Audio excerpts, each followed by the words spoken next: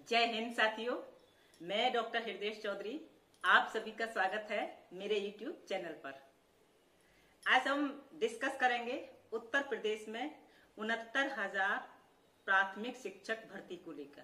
पूरा मैटर क्या है एक बार चर्चा करते हैं, फिर आगे क्या अपडेट है शिक्षक भर्ती को लेके।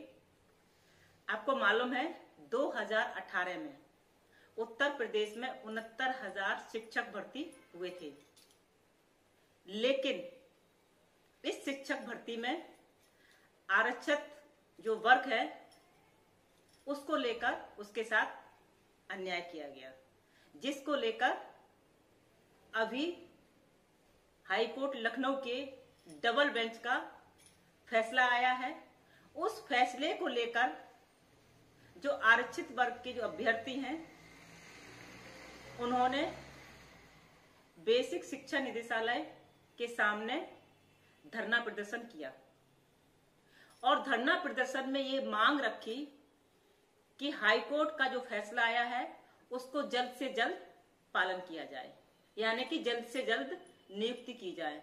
और हाईकोर्ट का फैसला आया है, हाईकोर्ट लखनऊ की डबल बेंच का फैसला आया है कि पुरानी जो चयन जो भर्ती हुई थी वो सूची को रद्द किया जाए, नई सूची बनाई जाए जिसमें आरक्षित वर्ग का पूरी तरह से पालन किया जाए। जो अभ्यर्थी हैं उन्होंने मांग की है कि जो फैसला आया है उसका जल्दी से जल्दी उसका पालन किया जाए, जल्दी से जल्दी नियुक्ति दी जाए आरक्षित वर्ग को, जिससे कि पिछले 5 साल से जो अभ्यर्थी बैठे हैं उनका रास्ता क्लियर हो और वो अपने अपने जॉब पर जाए, अपनी भर्ती हो, अपना वो काम करें। तो ये मांग को लेकर लगातार वो धरना प्रदर्शन कर रहे हैं और उन्होंने कहा है कि जल्दी से जल्दी हाई कोर्ट का जो फैसला आया उसका पालन किया जाए। और उनका ये भी कहना है अभ्यर्थियों का कि दूध की रखवाली बिल्ली से नहीं कराई जा सकती।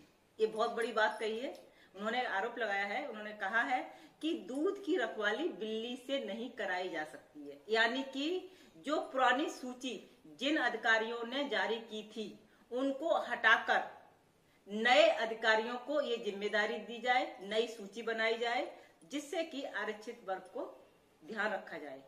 यानी कि दूध की रखवाली बिल्ली से नहीं कराई जा सकती है। पुरानी जो लिस्ट थी जिन अधिकारियों ने बनाया था उन अधिकारियों को हटाकर, यानी कि उनसे हम ऐसी उम्मीद नहीं कर सकते हैं कि वो आरक्षण का ध्यान रखेंगे, तो उनकी जगह नए अधिकारियों को ये जिम्मेदारी दी जाए जिससे कि फेयर काम हो और जो आरक्षण जिनको देना चाहिए उनको दिया जाए। ये बात निकलकर सामने आई है। अब अपडेट ये आ रही है, ये जानकारी मिल रही है, सबके दिमाग में चल रहा है कि अगर सूची रद्द हो जा रही है और नई सूची बनेगी, क्या उससे पहले सुपर टेट का एग्जाम होगा? अगर नहीं होगा तो पुराने जो सुपर टेट एग्जाम थे उसके आधार पर मेरिट लिस्ट बनेगी। ये लोगों के अंदर एक चिंता है, एक सवाल है उनके अंदर कि किस तरह से क्या होगा। तो सरकार ने 24 घंटे के अंदर कहा है कि सारी स्थिति क्लियर कर देंगे। सरकार की तरफ से एक सूचना मिल रही है, अभी कोई पुख्ता सबूत नहीं है, लेकिन ये सूचना मिल रही है कि सरकार ने कहा है कि 24 घंटे के अंदर ये सारी स्थिति क्लियर हो जाएगी कि किस तरह से क्या निर्णय लिया जाएगा। एग्जाम होगा या फिर दोबारा सुपर टेट एग्जाम होगा। जो पुरानी सूची रद्द कर दी गई है हाईकोर्ट फैसला के आधार पर, तो नई सूची बनेगी तो क्या सुपर टेट का एग्जाम होगा? अगर नहीं होगा तो क्या पुराना जो सुपर टेट का एग्जाम हुआ था उसके आधार पर मेरिट लिस्ट बनेगी, तब भर्तियां होंगी।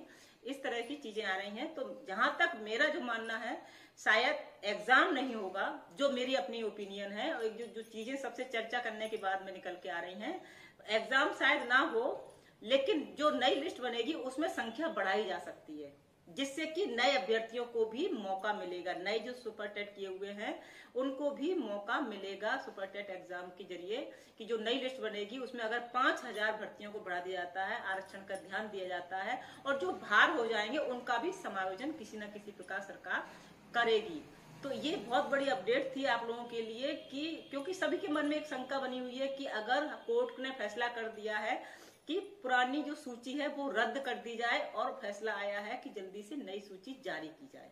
तो सभी के दिमाग में ये प्रश्न निश्चित है, आएगा ही कि अगर पुरानी सूची, नई सूची जारी होगी तो क्या एग्जाम होगा दोबारा से, दोबारा भर्ती निकलेंगी, और जब होंगी क्या उस भर्ती निकलने से पहले क्या सुपर टेट का एग्जाम होगा। अगर नई सूची जारी होगी तो क्या पुराने जो सुपर टेट किए हुए हैं, एग्जाम किए हुए, उनको मेरिट के आधार पर लिया जाएगा। ये बहुत सारे प्रश्न थे, लेकिन सरकार ने कहा है कि 24 घंटे के अंदर ये सारी स्थिति क्लियर कर दी जाएगी। किस तरह से सूची बनेगी, क्या होगी, संख्या बढ़ाई जाएगी, नए अभ्यर्थियों को भी इसमें शामिल होने का मौका मिलेगा, जो इंतजार कर रहे थे पिछले 5 सालों से उनको भी बैठने का मौका मिलेगा। अगर वो जो पुराने हैं उनमें बाहर कर दिए जाएंगे, उनका क्या होगा, क्या उनका सरकार समायोजन करेगी किसी न किसी रूप में।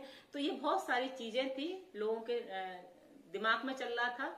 आप जान रहे हैं 2018 के बाद कोई भर्ती नहीं, 69,000 भर्ती हुई उत्तर प्रदेश में शिक्षक विभाग में, प्राथमिक शिक्षक विभाग में।